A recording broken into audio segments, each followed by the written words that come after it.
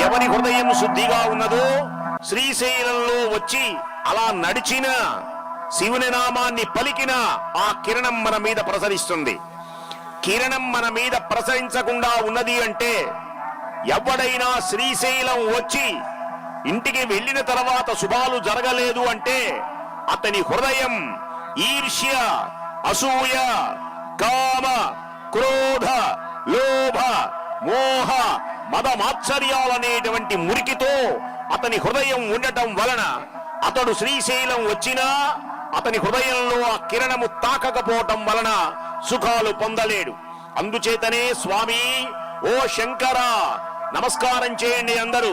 నేను అనేకమైనటువంటి తప్పులు చేసి ఉండవచ్చు స్వామి. అపరాధ సహస్రాణి, తెలిసో తెలియకో అహంకారంతోనో కొన్ని చేశాను తప్పులు. ఈనాడు నీ దగ్గరకు వచ్చాను, నీ పాదసేవ చేస్తూ ఉన్నాను.